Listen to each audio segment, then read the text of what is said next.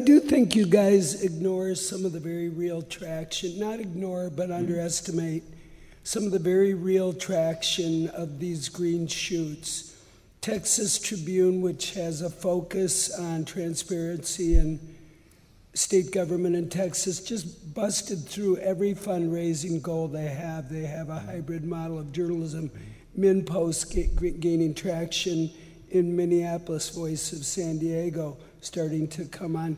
I do think part of what's going on is you can make the argument, and I think honorably, it's not enough.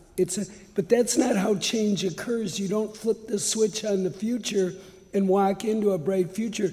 You guys in your book say we can't afford a 10 or 20-year lapse in accountability journalism. Well, there is gonna be a sort of, I think, a period of time when there's gonna be some frictional changes, and people like me, believe me, part of the future is so dead bang ugly. I was interviewing a guy today. He runs a company called Demand Media, or he helps run it. And what they do is research headlines that will work on the web. And then they hang up that headline in a work area, like a virtual work area. And all of the reporters that Robert and John wrote about who are out of work then bid to write that story, which has been created by some consumer algorithm, and they end up getting $20 for a story about how to row your kayak. I'm not really excited about living in that version of the future. The problem is information and advertising both double every single year in a virtual way, that creating high quality content does need a funding model.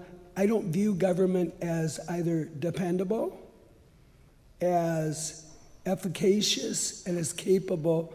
I mean, even if you look at the public models of journalism that are out there, of NPR and public television, they're being funded less than 20% of their budget is coming from government.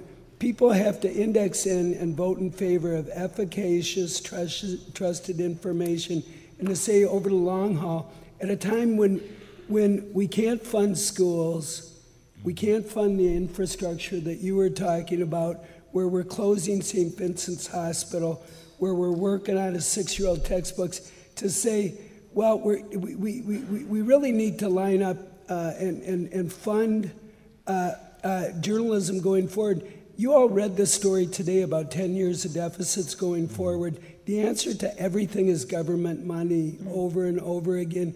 And at a certain point, we as a culture are going to have to take a look at our priorities and look for both citizens, the private sector, and the charitable sector to come together with hybrid models that offer a sustainable version of journalism going forward that doesn't depend on Uncle Sam for handouts. You know what? We're in an era where government can pretty much just shove whatever they want down your throat. Government is increasing control, feeding you through their corporate agents, feeding you over and over what they want you to know. And so the idea that great watchdog journalism is going to come from a government-funded media over the long term, I think is frankly preposterous. Well, then the question is, how come other